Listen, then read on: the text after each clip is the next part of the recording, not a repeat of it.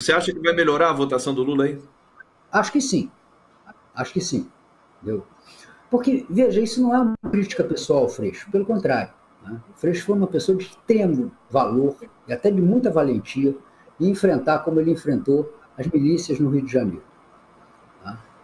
O problema é o seguinte: o Freixo não tem o talhe de candidato majoritário, não é a primeira candidatura majoritária do Freixo, tá? E não é a primeira vez que o mapa eleitoral dele se desenha com uma expressiva vitória nas áreas de classe média alta, de classe média já nem tão alta da cidade, e é um desastre, né, na região da Penha, na Zona Oeste. Né? Não é só a milícia, não é só o tráfico controlando essas zonas que provoca isso.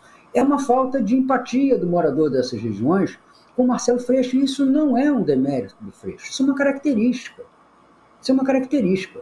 Ninguém é obrigado a ter características que o façam empolgar multidões excluídas. Ninguém é obrigado.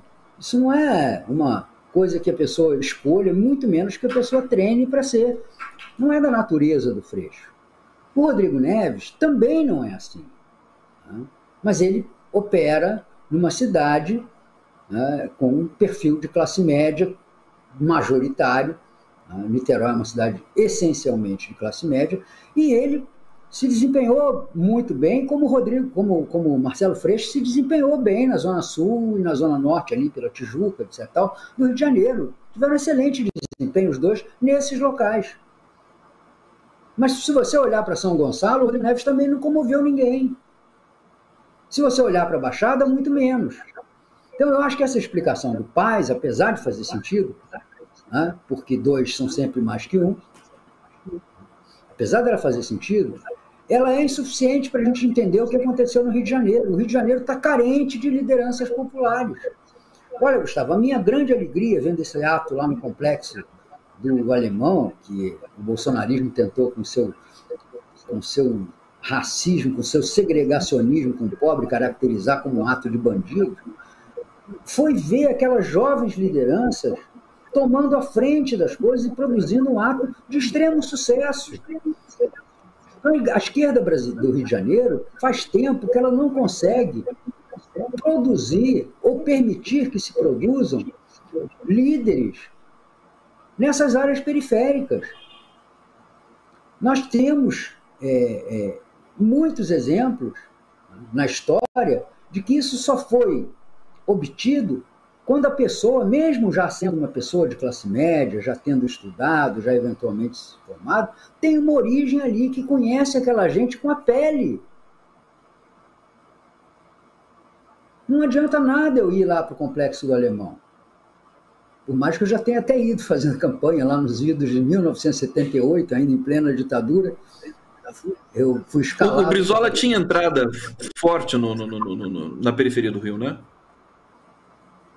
Olha, tinha uma conversa boa. Vou te dar uma informação. Tá? Tinha uma urna em Santa Cruz, na zona oeste do Rio de Janeiro, na eleição do Darcy contra o Moreira Franco, que o Darcy teve todos os votos da urna, todos. A Zona Oeste era a praça forte do Brizola. A Zona Oeste era a região. E, ao contrário, ele perdia aqui em Copacabana, Ipanema, né? Perdia. Porque ele não agradava gregos e goianos. O problema do Freixo é que o Freixo, e com todo merecimento, agrada os goianos, mas os gregos continuam lá na Zona Oeste. Entendeu? Então, eu acho que o desempenho, mas isso é passado, e eu volto a frisar, é sem nenhum demérito para o valor pessoal do Freixo, que é um homem correto, valente, corajoso, porque não é fácil enfrentar o que ele enfrentou, passar a viver quase como um alvo de balas, por ter enfrentado a milícia no Rio de Janeiro, mas a questão política não foi resolvida. Acho que o Lula vai melhorar no Rio de Janeiro, acho que ele pode praticamente empatar com o Bolsonaro. Há uma mobilização muito grande das pessoas, sabe? Ontem eu estava voltando do banco, tinha ido pagar um carnê que não entrava aqui na internet, não passava lá o código de barras, e na saída eu estava com um adesivo do Lula colado no peito, e vinha uma senhorinha modesta, já bem de idade, com o rosto marcado pelas rugas, né, da história, e ela veio e segurou na minha mão, Gustavo. Ah, moço, obrigado por você estar ajudando o Lula. Ela não estava falando do blogueiro, nada disso, ela estava falando do cara que estava com adesivo no peito. Eu estou com tanto medo.